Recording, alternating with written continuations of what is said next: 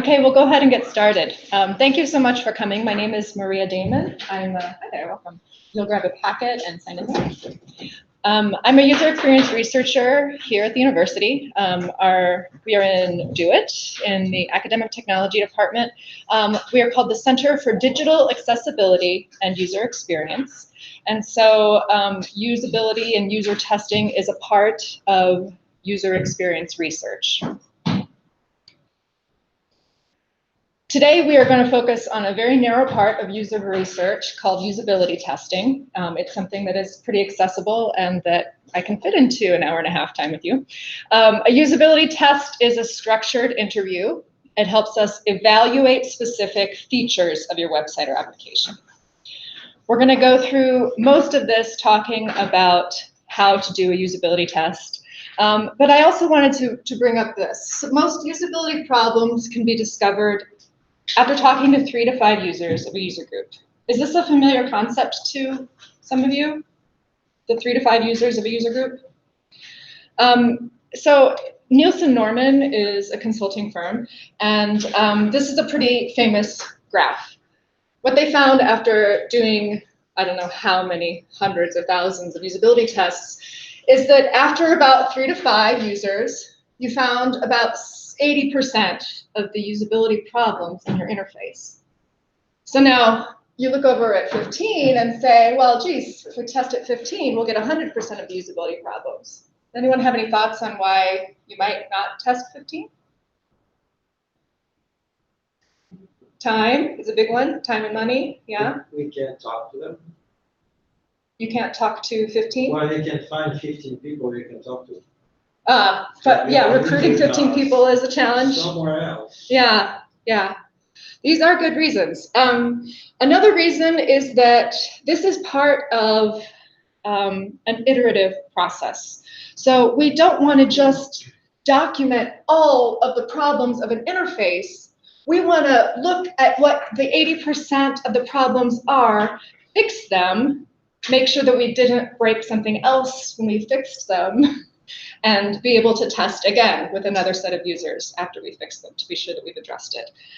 So this sort of highlights the nature of usability testing as part of an iterative design cycle.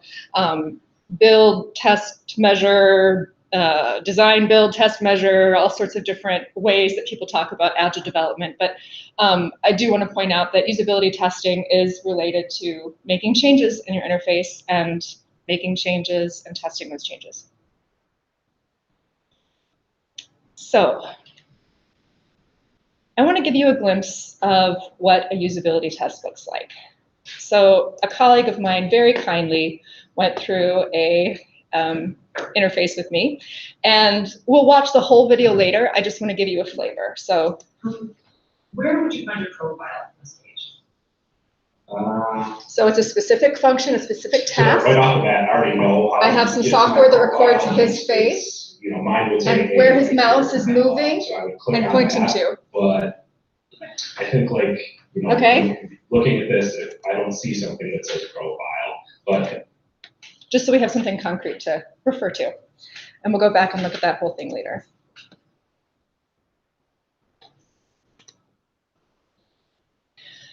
I want to talk about 4 different sections. This is a little artificial, but this is how I'm going to go through usability testing today. So we'll talk about the preparation phase. The preparation phase is where you're going to do most of your work. We'll talk about testing, and then synthesizing and sharing your findings. So if you look at your packets, on the second page, there is the usability testing preparation on the front side. And for those who are in the stream, there is a document in the folder called Usability Testing Preparation. So we're going to work through this. The elements of preparation are space, participants, key tasks, the testing script, and pre-testing. So we'll move through all of these. So regarding space, it seems extraneous, but it really is important. If you don't have a comfortable space, a safe space, it makes it very impossible, if not difficult, to do a usability test. You want something that's easy to find. easy to describe to people how to get to. So I don't know how many of you have been in comp sci, but I do most of my work in computer sciences. I would never give a room number to a participant because making sure they get in the right tower, or it's kind of a labyrinthine circular thing. So I pick the entrance to the Do It Tech store. I say, meet me at the entrance to the Do It Tech store, because that's the first thing that you see when you walk in the building. So making sure that you have a meeting place or that your space is easy to find. And also reserved for this purpose. You'll do your best to make people feel comfortable, but it does still feel like you're testing their intelligence. So you want to be sure that there aren't like people looking in, and that you can feel relaxed and that your participant can feel relaxed. Speaking of participants, finding them is a challenge, right? Here at the university, there are a lot of things that we want to find out about students or fellow employees. So student employees or people that you work with can be certainly early on testers. It depends about how big of an ask you're going to create. So recruiting from outside of the university can give more weight to if you're trying to make a big ask, but these are really good places to start. I have a survey question there as the second one. So when we send out surveys, we try to always include a final question: would you be willing to participate in future research?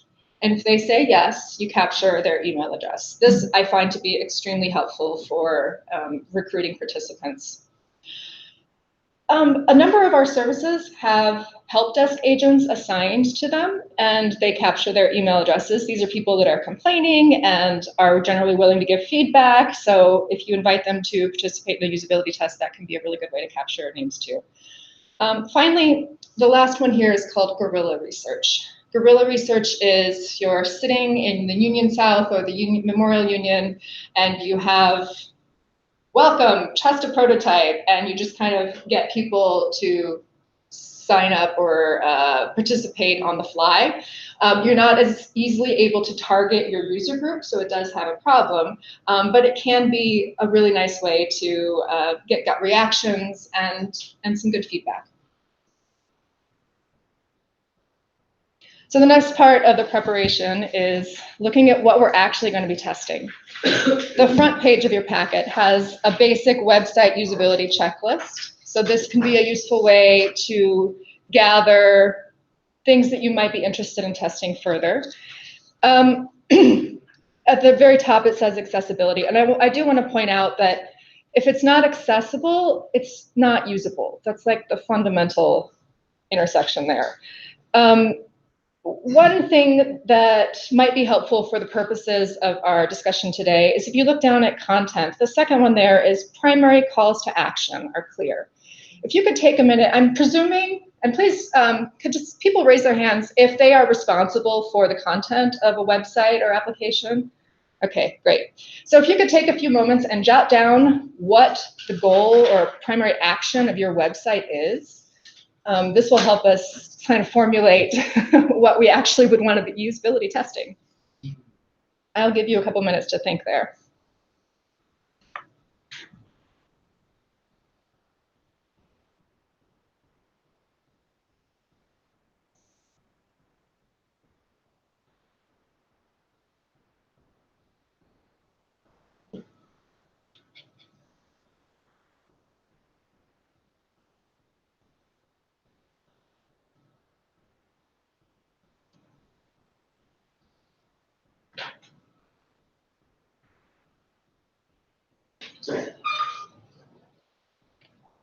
Good morning.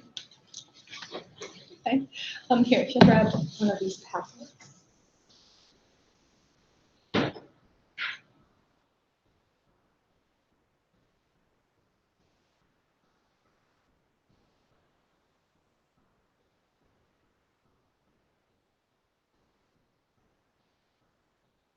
And we're right here in the usability testing. So right now I'm thinking about key tasks of our website, like what the website's function is and what we want to be sure it's working well. So another way to think about how you might find key tasks is looking at your analytics. So if you, I'm hoping many of you use Google Analytics, or assuming many of you use some sort of analytical tool. That can be, if you look and see where are problems, or where we expect this conversion funnel to be working in a particular way and it's not, or why are people falling off of this page. So analytics do a great job of telling you what is happening, but usability testing is going to tell you why things are happening. So that can be another place to mine where you're going to find your key tasks that you're going to write up, okay?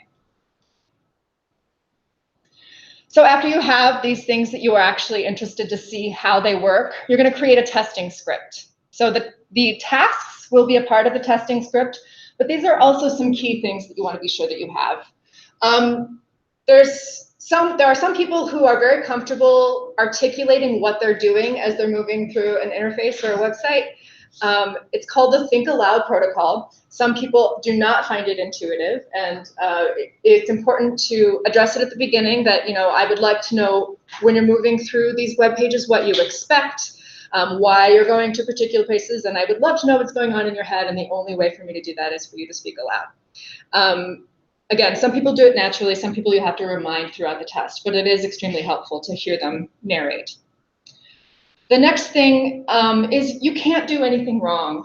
And particularly when you're talking to students, they feel like it's a test of intelligence and they're messing up.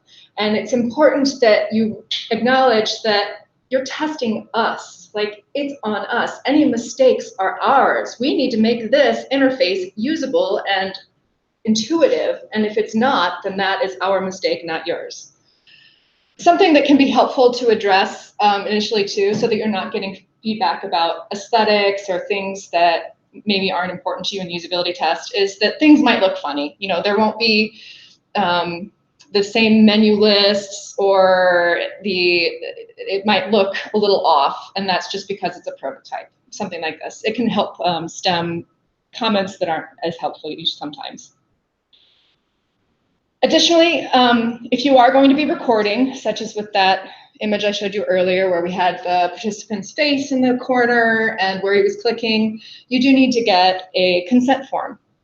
We use a version from a website that I would recommend peeking through if you'd like, usability.gov. If you just search consent form or recording consent form, here's what it looks like: consent and recording release form. It basically is saying that it will be used for research purposes only, and that it's voluntary, and that they can leave at any point during the test. Yes? Has legal, do you know if legal has any opinion about the consent form, and/or have they done anything with focus groups or any other similar kind of marketing and or usability research? I don't know the answer to that. Yeah, I don't, Yeah, I'm just thinking about it as this builds here. a pretty wide variety of different consent forms that I've seen folks use on campus in a variety of different areas. Because this type of research does not fall, it's at least as we've met with and talked with the IRB folks, this doesn't fall under the IRB.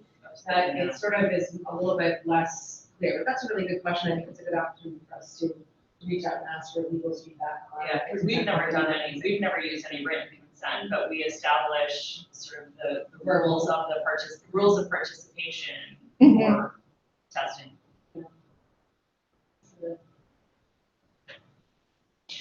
Finally, as an introduction to your testing script, you want to ask if they have any other questions. It is important to ask this. A lot of times students will come from class and they just want to run to the bathroom or something. Like, they get started right away, and it is important to give them time to think about it for a minute.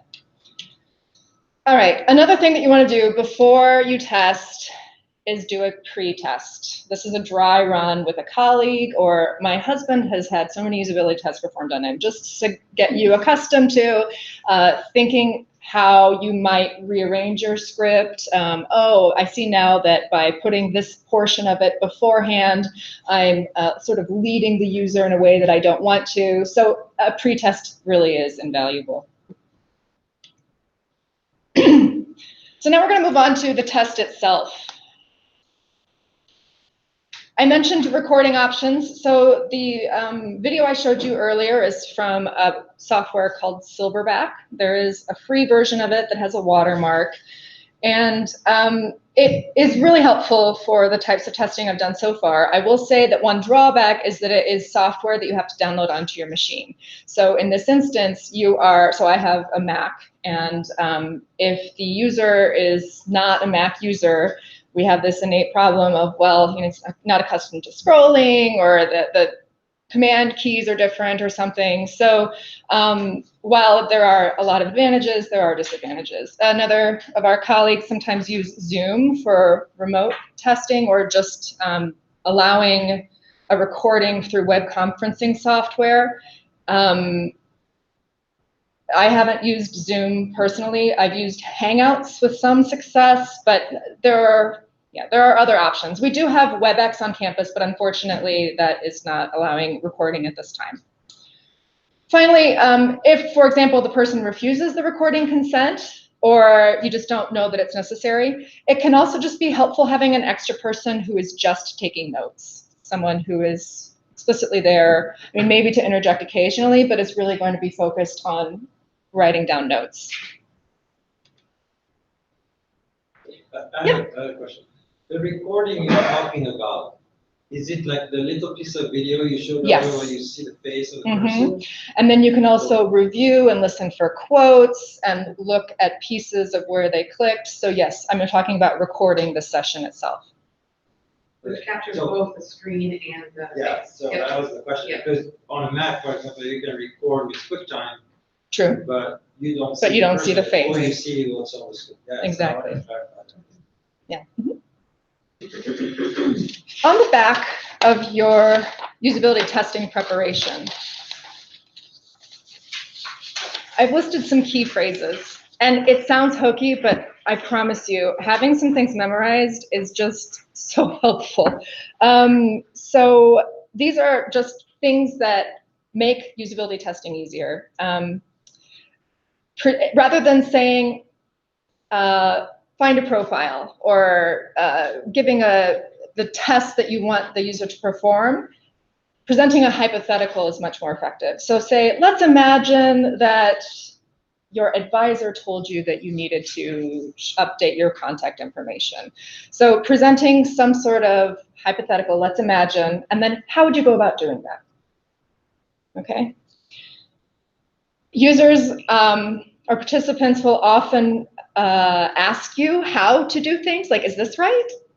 It was really helpful to remember the phrase, what would you expect? Or is that what you expect? Or some versions of expectations. Where would you expect that to take you? Really leaning on what they are hoping for or expecting. Can you tell me a little bit more about, is a really helpful phrase. And is there anything else that you'd like to tell me? And these are all written on the back of your usability testing preparation.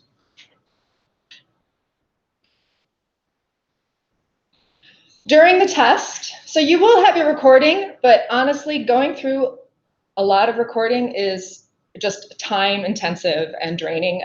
So it is extremely helpful to take notes as you're testing. There are innumerable ways that you can do this. I have an activity today where we'll use this particular format. So there's a table here.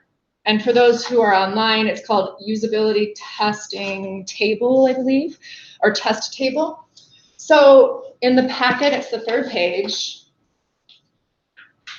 We have the list of the participants on the left, and then across the top are the tasks that we'll have the participant do. So for those of you who wrote down notes about what tasks you want people to perform on your website, that's where you put those if you're using this template. And then you're going to note for each of the tasks a number.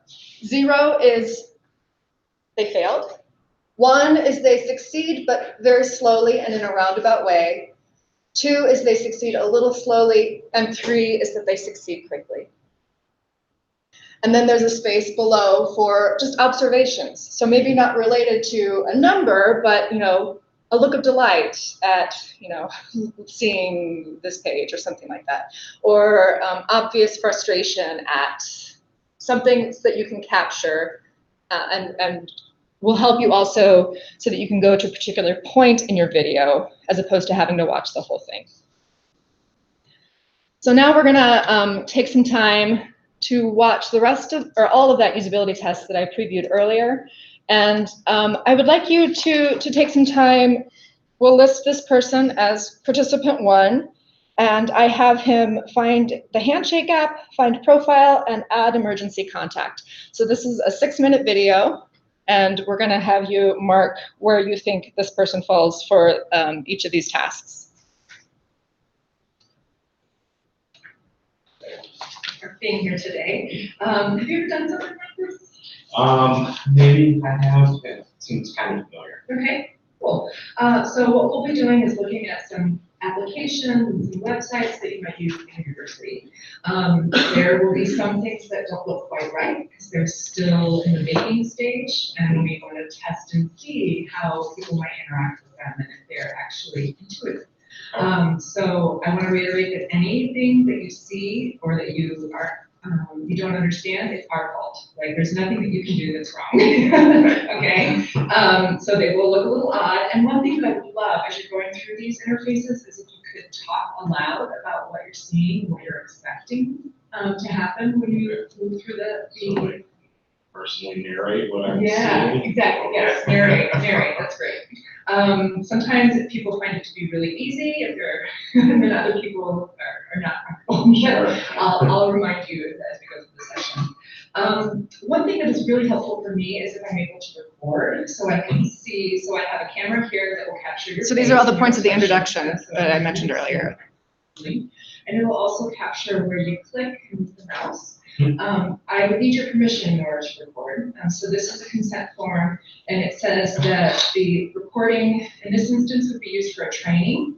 Normally it's just for education purposes or research. And also that it's voluntary, so if you need to leave, that's totally fine. Okay. Thank you so much. Do you have any questions before we begin? No. Okay. Yeah, it's cool. Cool. All right. So I'm just about to move this towards you. Do you log into MyEW? Yeah, So some warm-up questions How about do you log into the application? I'd say once or twice a month. Okay. And what do you normally go there for? So I'll look at, I know it's my connection to get to my student center, because I'm a student right now. I'm also an employee at UW, and so I'll look at things like my paycheck when it comes in. I've got a whole bunch of apps in my UW, so I don't, but like those are probably like the key ones All right. that I look at, or I might look at like my benefits or something like that. All right. Yeah. So let's imagine that you were told that there is a new. So one thing I want to do, I want to walk you through the interface first, just to give you a preview, and I should have done this earlier.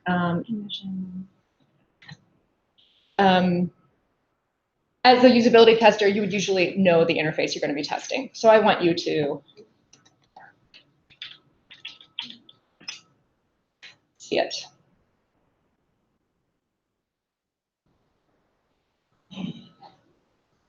Okay.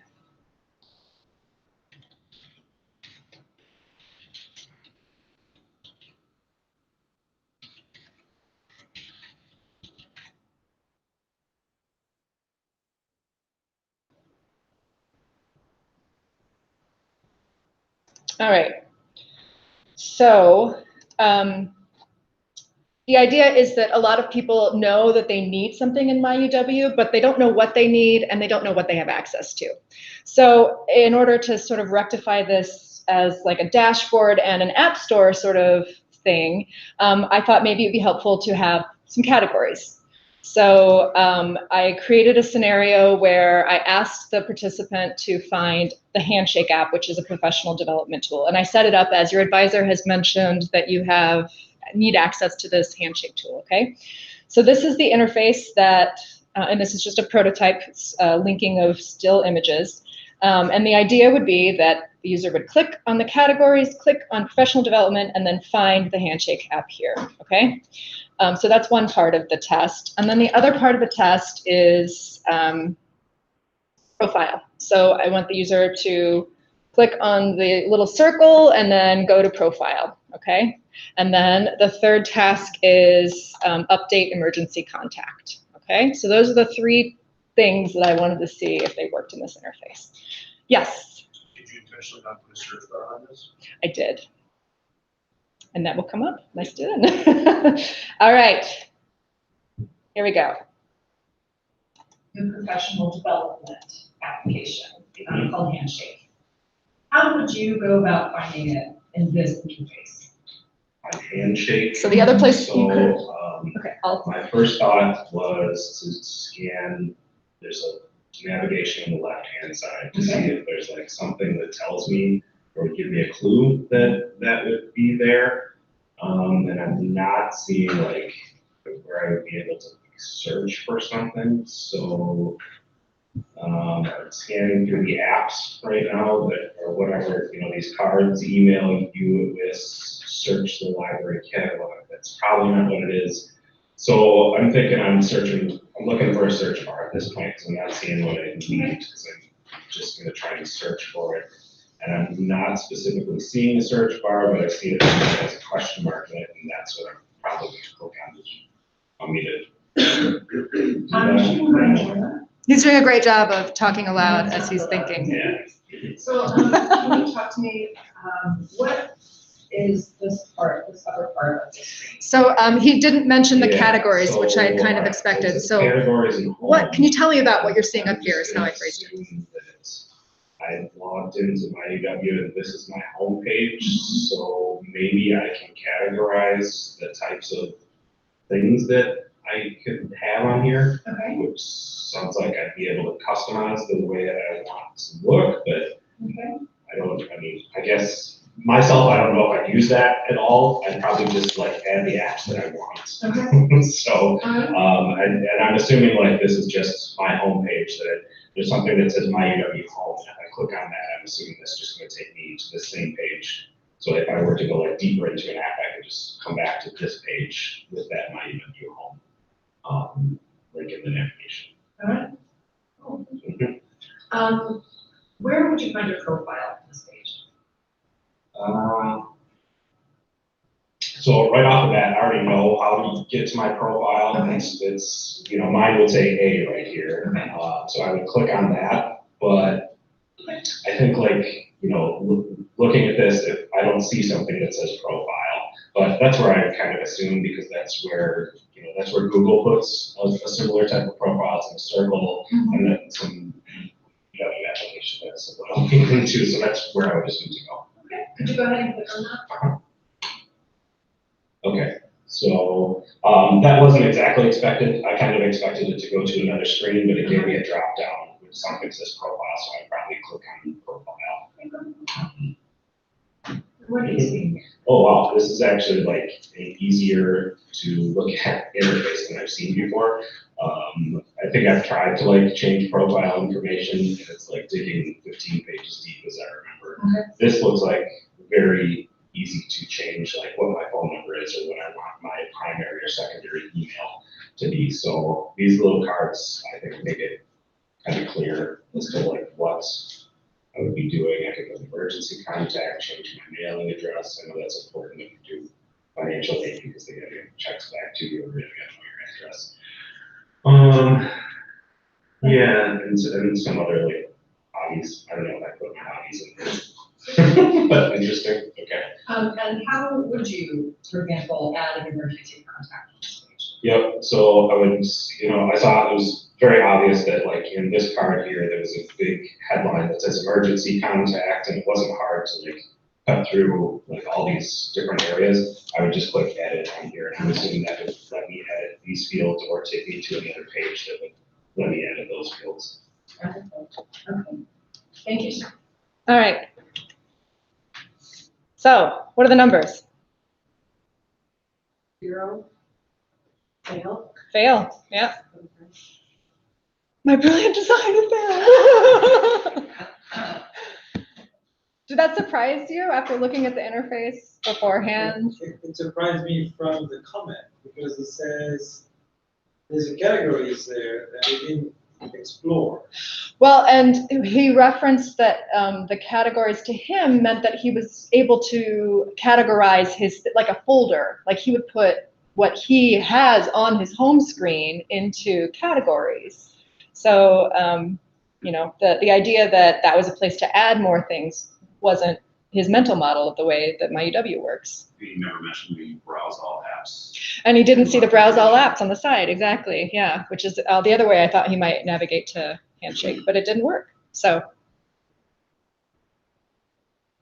Usability testing makes a difference, yes. Just, I mean, a little side step or something, but you come across where people are more willing to just putt and peck and click without opening their mouth versus saying it.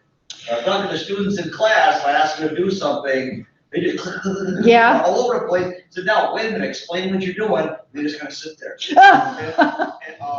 Because then there's like all of a sudden they're exposed some way. I mean, is that? Absolutely. So you're absolutely right that you can click around and find. I'm sure that this user could have clicked around and eventually it would have dawned on him. But what we're testing is if it's intuitive, and it's not intuitive. I think you were asking, though, about how do you use strategies for getting folks to verbalize what they're thinking. Oh, is that what you were? Well, kind of, are you Yeah. when you notice that they get to where they're going quicker if you just let them go versus sit there and talk about it? Yes, but that goes back to you're seeing what, like you would with analytics, but you don't know why, which is why you want to have them verbalize. Yeah. What you actually just explained is that if it did take them 19 clicks to get there, we can all guess that that's not the two. Sure, they're rapidly responding to the fact that they're definitely not in the right place. Exactly. No. Yes.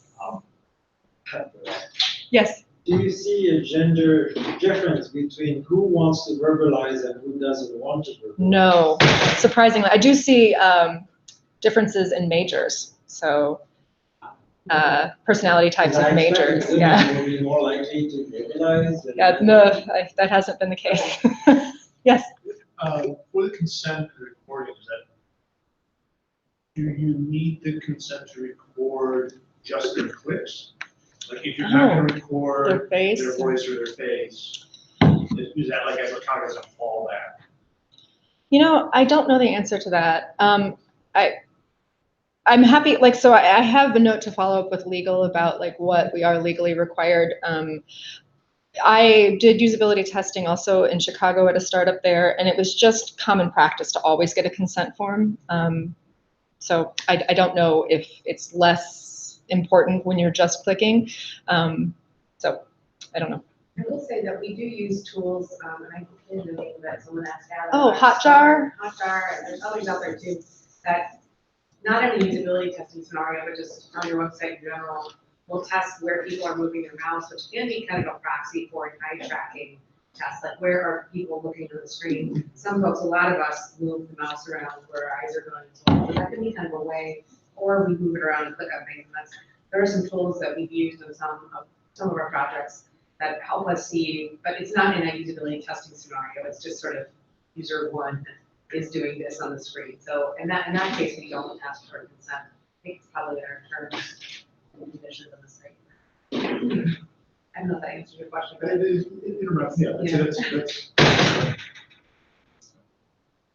How about finding a profile? What? 2? Yeah. I was kind of torn between a 2 and a 3. Like it was quick, but yeah, he expected something different. But he did find it, so I'm leaning toward 3. And then add emergency contact. That was a 3. Yeah, I agree.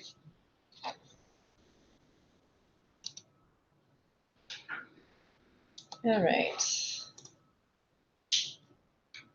So now we have all this brilliant data from your tests, and now we get to synthesize it, and this is an important step. So we can take our tables and have our averages for the participants if you want to offer some sort of quantifiable number. It can be, and I think many times is as useful to think about the participant observations. So did you see when he saw the profile, he said, oh, wow. And you saw his face change? Like that, it's not a number here, but it is a really helpful thing that you might want to show a stakeholder, right? And it's a qualitative response that you can note on a, well, we'll go through how to note different quantitative qualitative responses. So we have our table with averages, which is the numbers, the quantitative, and then the extraction of insights. So quotes are powerful. So just saying the user was confused is not as powerful as, oh gosh, I always mess this sort of thing up, which is exactly what I had a user say. Oh gosh, I always mess this sort of thing up. That's not the sort of response that you want from someone looking at your website. With those moments that I mentioned, like when he saw the profile, write down one insight per Post-it note. And then what you do with these different single insights is begin to look for themes.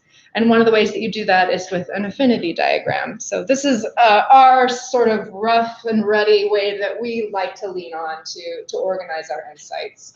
So you have, oh wow, about the profile, and then another user says something else about profile, and you kind of get all of these ideas together. An example I'll give is, I mentioned earlier, wanting to solve the problem of what do I need in my UW and what do I have access to?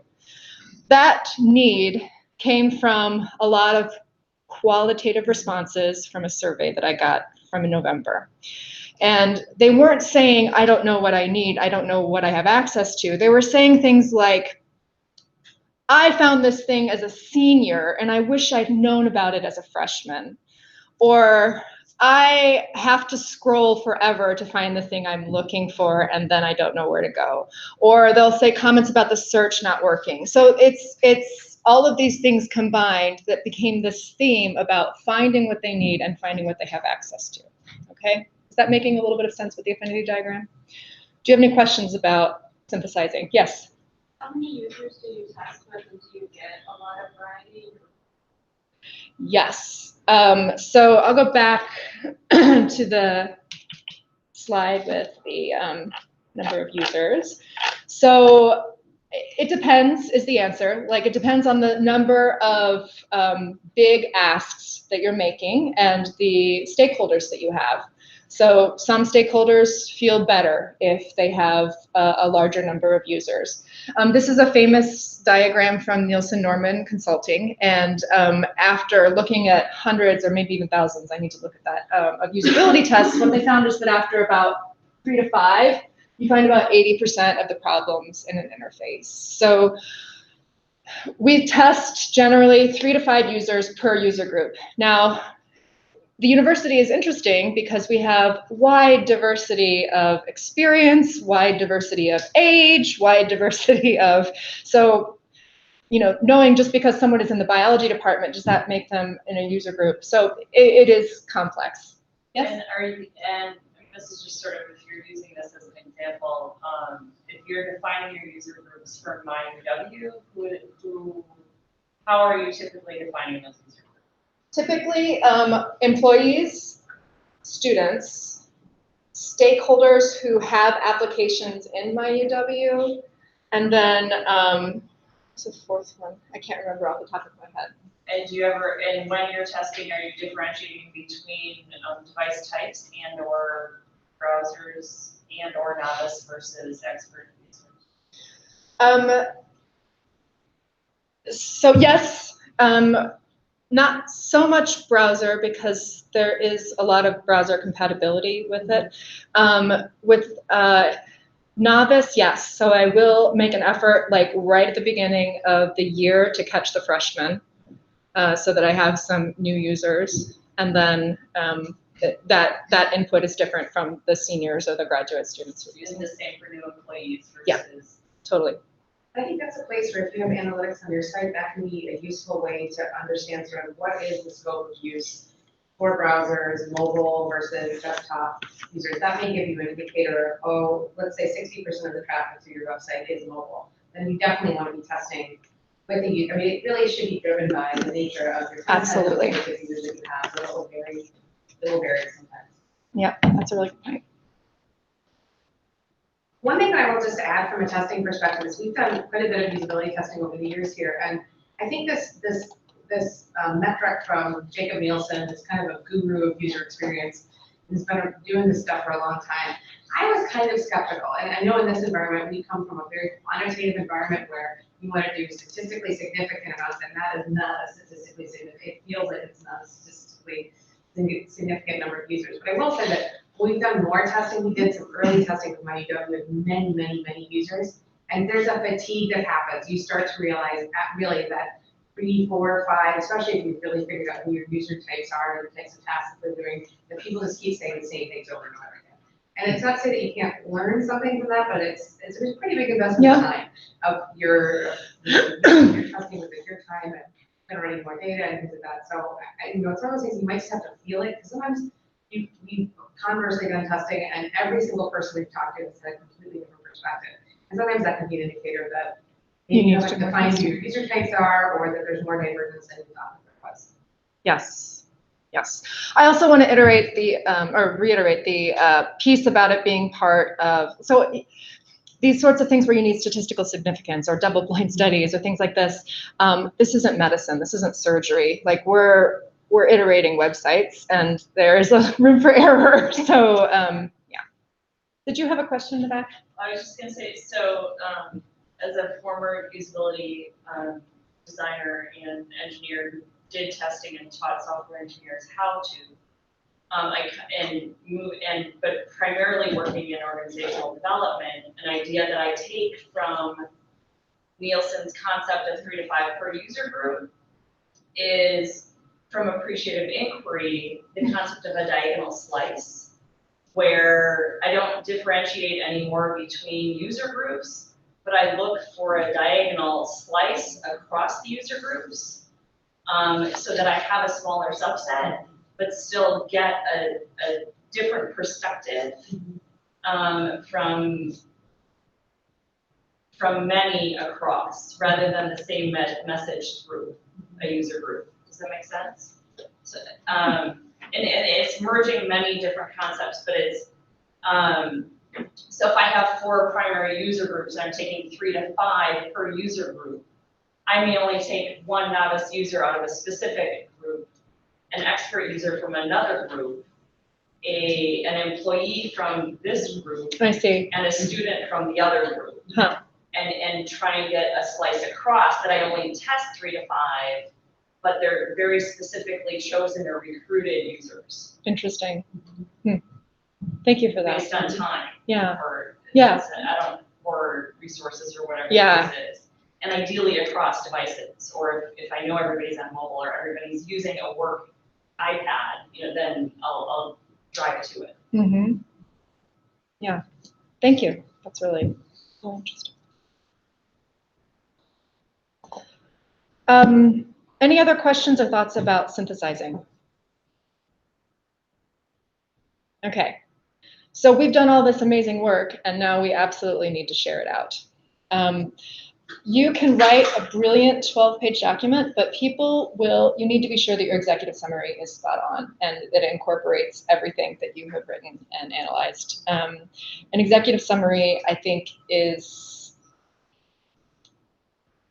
the hardest to write and needs to be written at the end, as is the practice, but it is crucial. In addition to executive summaries, you need to be sure that it comes up in conversation and that you have talking points about your tests and that you bring it up in meetings so that people aren't going to come to you and say, you did this usability testing, tell me what it was, tell me about it. You need to be sure that you are making the effort to be expressive about it, okay? And that also comes in, this is something that I still work on, is making sure that you have recommendations based on your test. So for each insight or theme that you have, that you are going to make a recommendation, okay? I want to talk a little bit about types of prototypes. Are there any other thoughts about the sharing piece? Next question. Yeah, sure. How have you handled, what feels like seemingly totally divergent perspectives? So one user says, I loved it and had no problem, another says, I have no idea, and you feel like you can't kind of tease out sort of a theme from that. Well, I have never had a scenario where it was split 50-50. I certainly would include an outsider opinion, like an outlier. So that's how I would. And I mean, it might merit a mention in the executive summary, particularly if it is a critical change to the interface. But if it's low risk, then maybe not. Maybe it just muddies the water and makes them unclear about what they should recommend. All right. So what I used before was linked prototypes, so wireframes and Sketch. And the software or the app that I used was called Envision. There are lots of different ways to test. You can even test your live site in production, which I sometimes will do with my UW. This is a really charming video that uses a paper prototype. So I'll just run this for a few minutes. So Amelia, thank you very much for being here for this usability test today. We're planning a brand new website for Shapes and we'd like to help. For your help today, I've got a special present for you after we finish. You see that? You'll get it when we're done. And this shouldn't take more than about 30 minutes. If you need to take a break at any time, just let me know and we can take a break, okay? Okay. Before we begin, I'd like to ask you a few questions. Ideally, you've done this First, before, so they've already been how often qualified. do you go online? Every day. Every day. Okay. What websites do you go to? Material. And what's your favorite website? PBS Kids. Oh, so there's more than one website you like? Yeah. Does mom and daddy let you go online anytime you want? Not anytime. Oh, okay. So when do you get to go online? If mommy says yes, I can. If she says no, I can't. Oh, okay.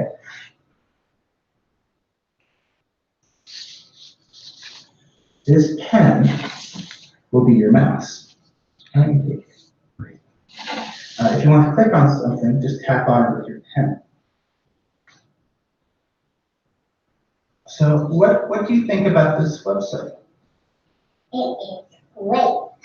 It's great. What's great about it? I like the word. What do you think you can do from here? I can do games, coloring pages, and video. Great. Okay, thank you. I want you to remember that you came here to find pages to color. Okay? All right? So that's what I'd like you to do, is find some pages to color in. What would you do? I could click on here. Okay. And when you click on there, it takes you to a page like this.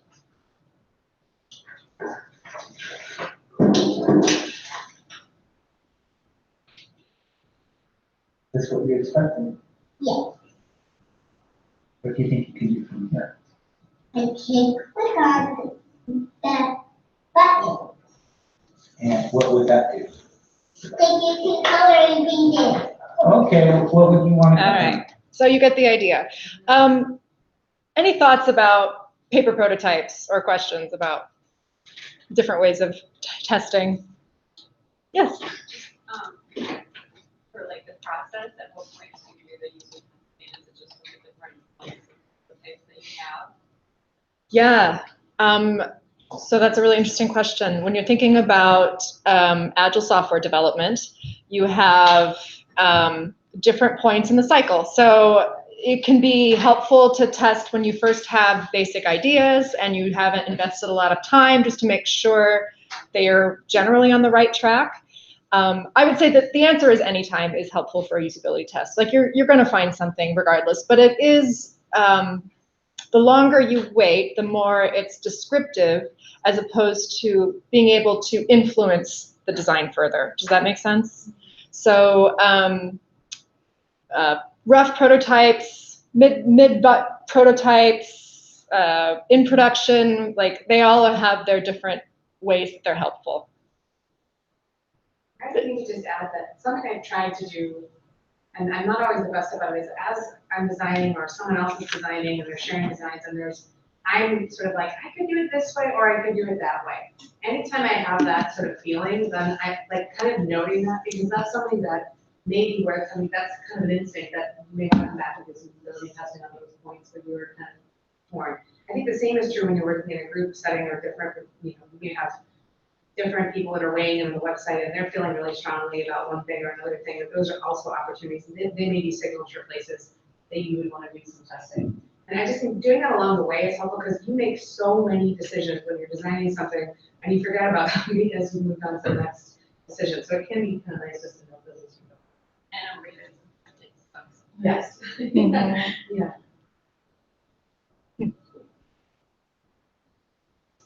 One thing I'm curious about, Marina, and you've shared sort of some examples of folks testing maybe kind of one solution. How do you recommend approaching testing maybe where there's one or two or three different kind of solutions to a problem and testing those?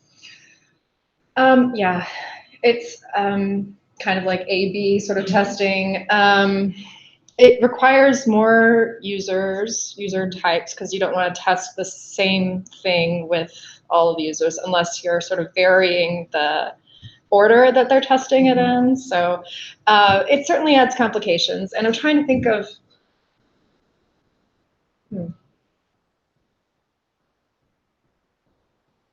the last time I might have done something like that where there are competing solutions. And I think that the time that's coming to mind is where we had like just didn't ask the same user to look at the same things. So it was more about getting the responses to A and the responses to B from separate people. I don't know, do you have any thoughts on it? I think the one example that just came to mind was something that I think is kind of a neat thing about usability testing is you don't always have to test something that you design.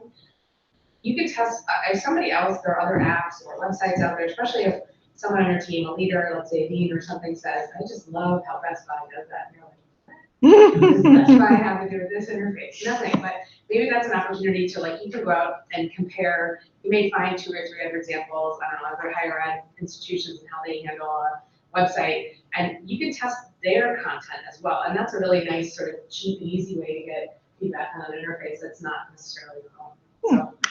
So. And it's maybe a different scope of testing. If I have multiple solutions that I'm thinking about, I'll try and rapid prototype both of them, put it in front of a set of users and see how it's used, like give them a task and see where they go. And so like literally test or deciding through the testing of both simultaneously. I don't know if that's clear. So each user gets both prototypes?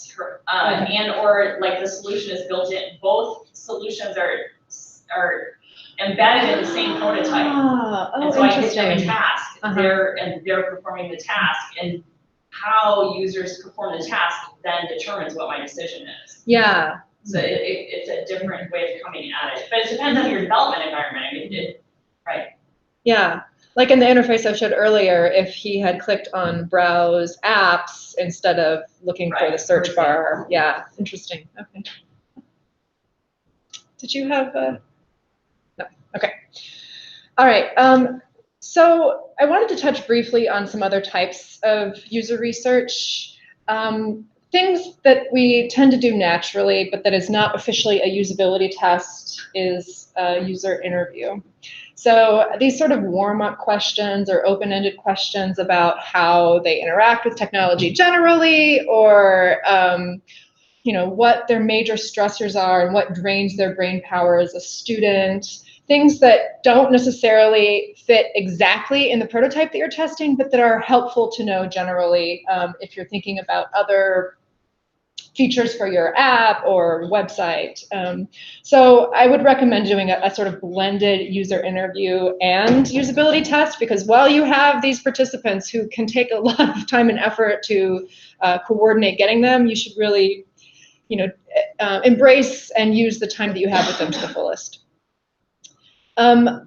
So a survey is it can be a very helpful type of user research. When you want to know more about things that are more contained and the attitudes about certain things, they can be also really misused and used to promote things that maybe aren't in the best interest of your website or application. So I would approach them with caution, but there are a lot of good resources about how to make a useful survey. And I would say the #1 tip I have about a useful survey is making sure that you know what you're going to do with each answer from the questions that you're asking. So if you have any sort of extraneous information, it's going to be a wall of data that you don't have any use for. But you want to know what you're going to do with the answers to the questions that you're getting. Another one to handle with caution, but that can be really useful, is a focus group. Also being clear on, managing personality types in a room. I would recommend smaller focus groups just because they're easier to get really good, solid, qualitative feedback on, but they can be really helpful to get a lot of information quickly. A contextual inquiry is a fascinating one, particularly in a university environment where we have so many different colleges and centers and things where people's lives can be completely different, even on the same campus. So in the usability tests that I was showing you, people were coming to me. A contextual inquiry would be, I would go to someone's office and observe them and their space, and sometimes ask questions as like a novice, where I'm a novice and he or she is the apprentice, or sorry, the expert. So being able to be more in their space, it has more of an ethnographic feel and can give you a lot of rich data.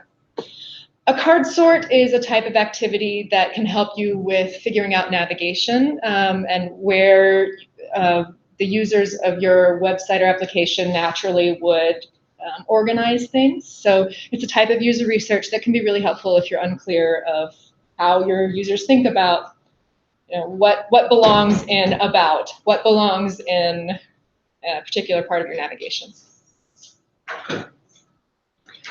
So you wrote down earlier some of the key tasks of your website.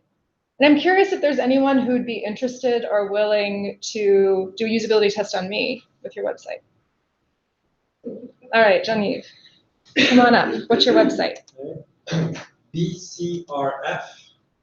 BCRF. Biochemistry Computer Resource Facility. That's what. Okay. .biocam. .biocam. .wiz.edu. All right. We've been online only 3 weeks. Okay. Yeah, it's brand new. All right. So your task is to find a tutorial of a software called Chimera. Okay. So I've been told that there's a tutorial called for something called Chimera. And since I was given the word tutorial, I'm probably just going to go to this drop down here that says tutorial. So now you don't know what Chimera does. But I don't know what Chimera does, but I'll go to all but tutorials. If you go there, then you should go to one.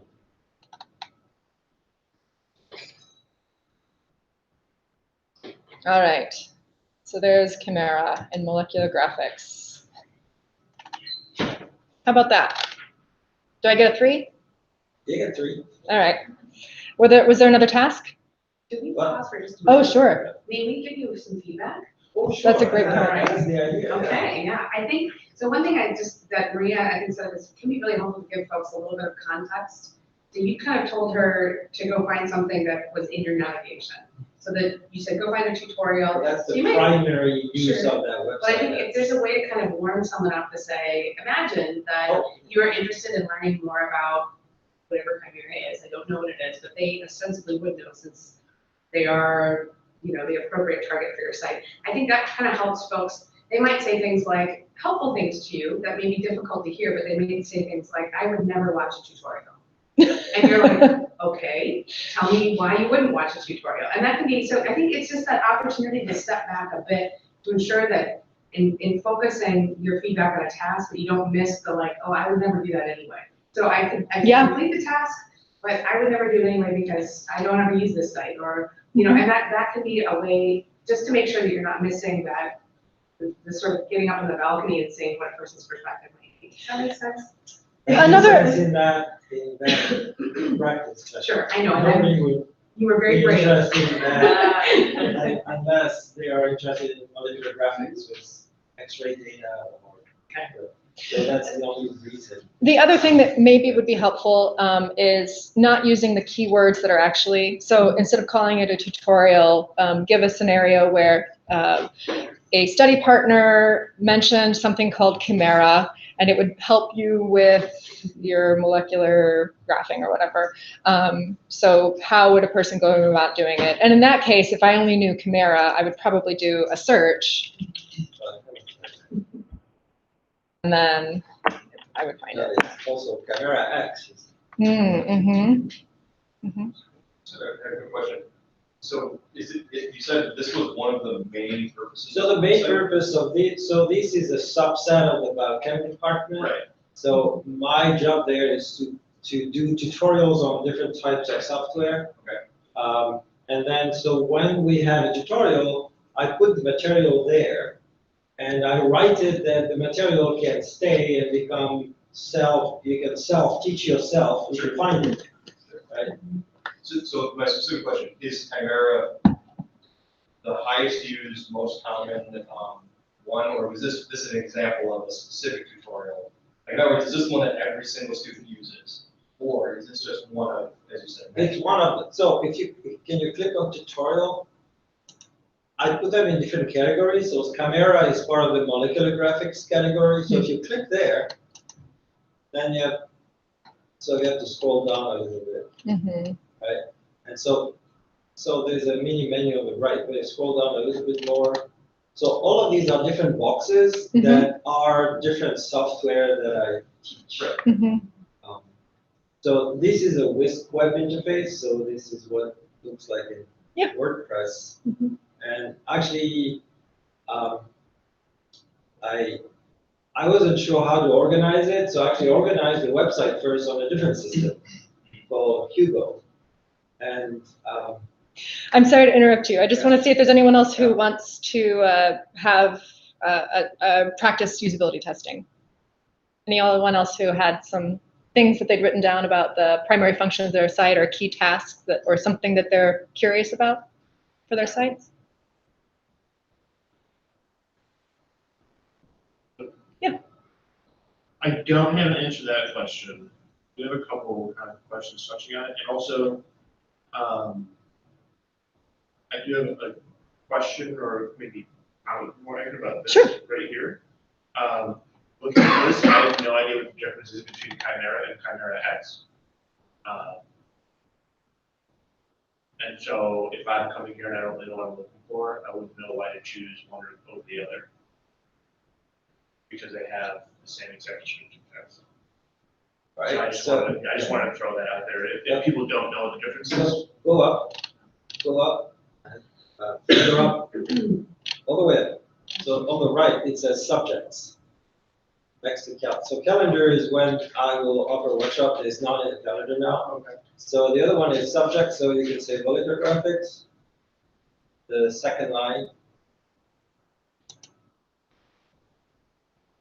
So if you scroll down now, right? So this is an explanation of what the software are. So it's kind of an answer to. This is one of the first pages I've done, so it's not the best done, but I'll take that into account as we update it. You can That was the part my purpose. side. Oh, great, thank you. So it's FYI extension this EU / ed tab. All right. So it's a Wisp web. Yeah, yeah. Well, I don't know all the nuts and bolts.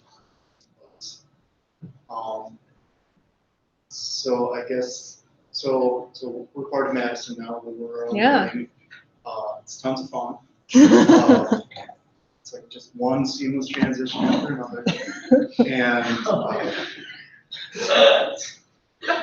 so one of the things we have one of the things that gets asked a lot is, anyways, we have the Adobe Creative Cloud license. Mhm. And you are free to use that to install on your work computer. Cool.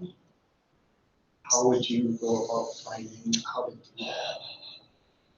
Well, let's see here.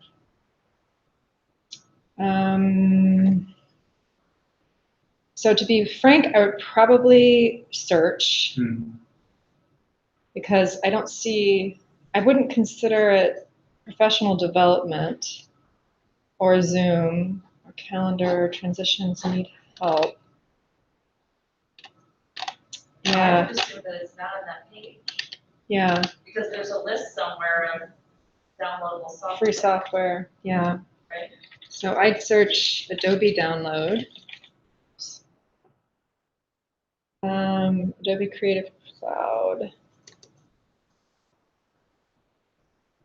Okay, so by the breadcrumbs, I'm supposed to go to UWEX specific tech. Whoa, which is not available on the home page. It's conveniently under professional development. Aha, okay. Because you use software in your profession and it develops. This might be a helpful instance where a card sort with 3 to 5 users would be insightful. And the word software also would be useful. Well, and on the plus side, it's all going away.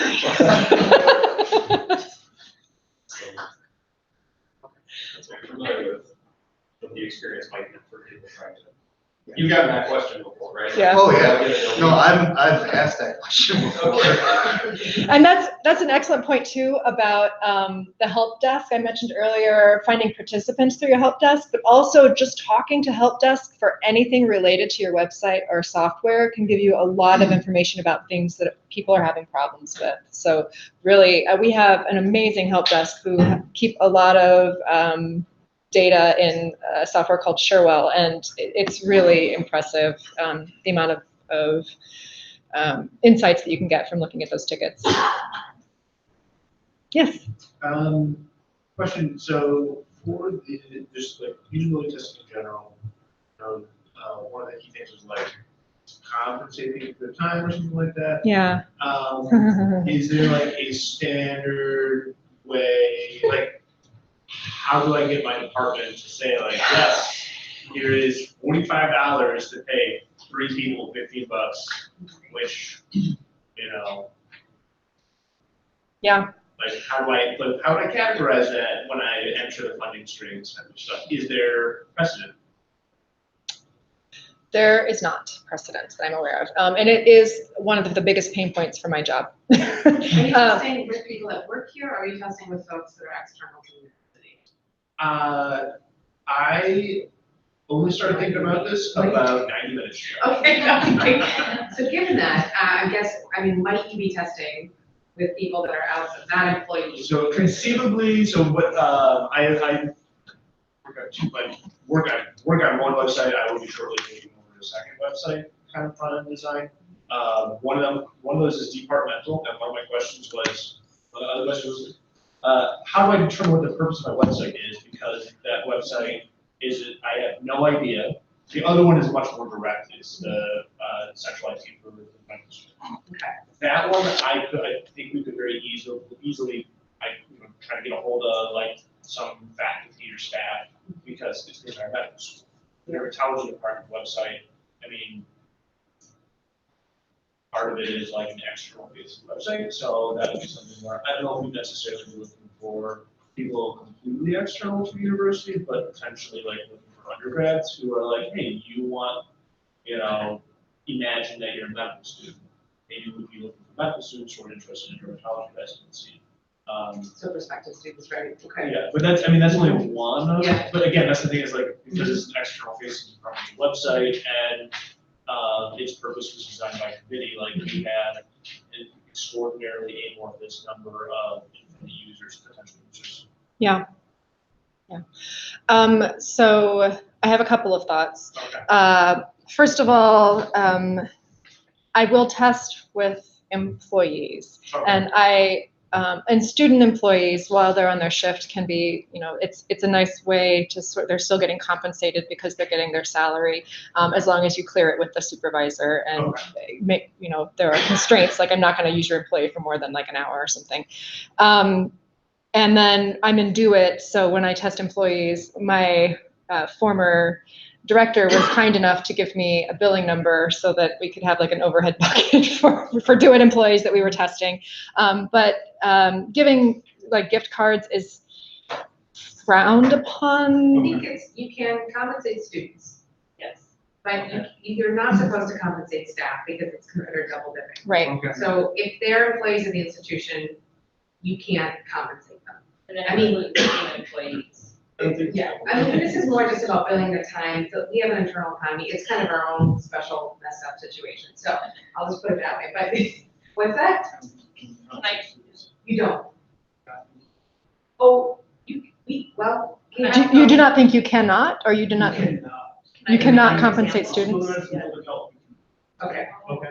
It might depend on the unit. I will say, even That's a if good you point, too. can, we have gotten permission to compensate students, but it is incredibly complicated. It is very So complicated. what I will say is, I mean, you can compensate people outside of the institution. And so for prospective students and things like that, that's something we can talk more about if you're interested in that. There's some folks, the School of Business has done compensation with students outside of, prospective students outside of university people. But inside, there are other ways. And I think that's really maybe the important piece is if you can't give them money, is there something else that you can do to make the experience attractive to them to come into? And Maria has some ideas about that. I know other folks on campus may have their participating folks. Early 2000s at the Wisconsin Union, we took all of the student employee training online, and we used MUBA funds, so like foundation, nonprofit funds from the board to pay student employees to do the testing. So like at med school, you might have ways to look at foundation money that's separate from departmental money that you could fund even internal employees. It is not for the faint of heart. So I would say, really honestly, that it's that finding other strategies, and I mean, in terms of making it, whether it's food or snacks or, We did some testing for the Center for the First Year Experience. We brought something called bagel holes, which are those huge success. Students come for those bagels, they were very happy. Wow. It was a good strategy. Almost like that. So I think that's another question too. Yeah, was it about the goals of the website? Yeah. Yes, so I have some thoughts about that, and so does Phyllis. So yes, the goals of the website is really important, and if you want to do usability testing well, you have to be mindful of what you're actually trying to accomplish with this website. One thing that we've been using regularly is called HEART. It's a Google framework. It's an acronym for happiness, engagement, adoption, retention, and task completion. I can pull up a graph here just so you don't have to. We also offer a training on that. There's video of it on this website. On what website? This web. Ah, Wisweb.wisc.edu. Which website? okay.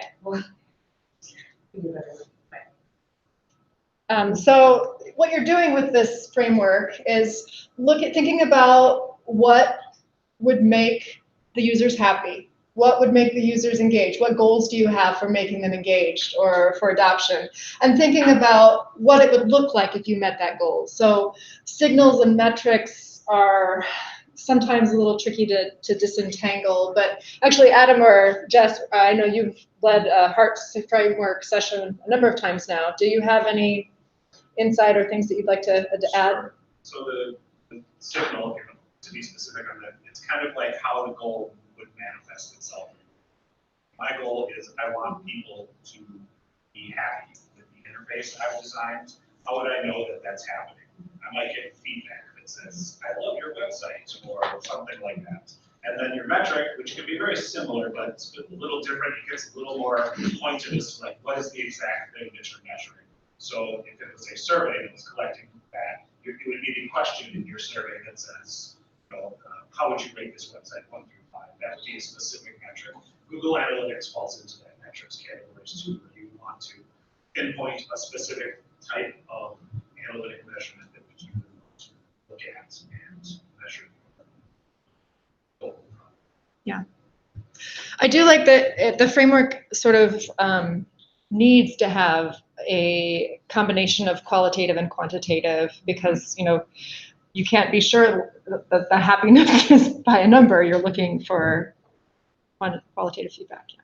We use this tool as a way to get alignment as well for teams of people that are responsible for or have an interest or a stake in the website as well. We use this kind of as a facilitative approach, and it's something that maybe would be useful for you to use in your environments too. Because I think one of the things is that one person is like, I think these are the goals of the site, and then you find that you don't have, I mean, this happens all the time, right? You don't have alignment about what you think those goals are, or people think they're talking about goals and they're talking about something else. And so this is kind of a nice way to kind of collectively come to agreement about what the important goal signals and metrics are for your site. So.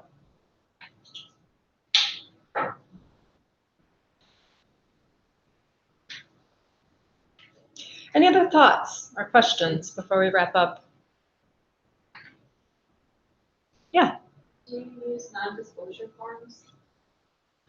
I have not used a non-disclosure form. For research? Oh, you know what? I take that back. I did, yes, for research. When I was working on a project that hadn't been released yet, and it was a strategic project because it was like against our largest competitor. And then we asked the participants to sign non-disclosure forms, yes, but only for one particular project years ago. And not at the university, I've never done it. Non-university. Non-university, that was in industry.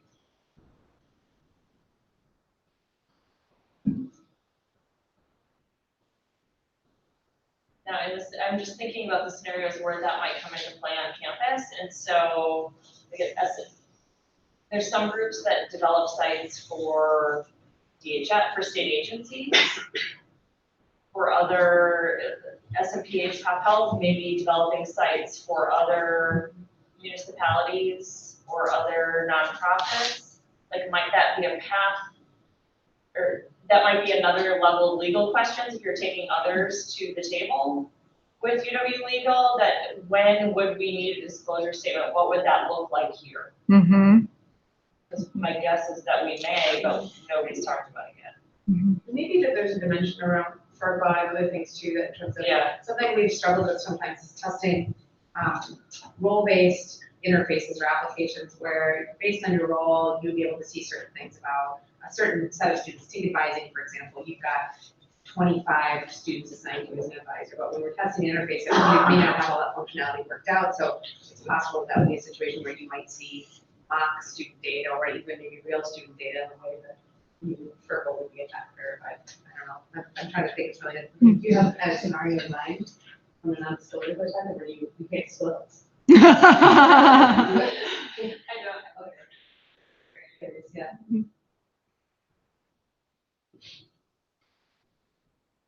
All right.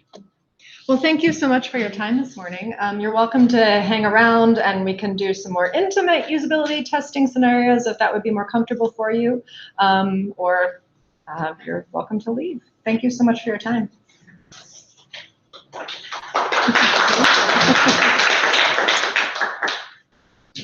All right. Thank you.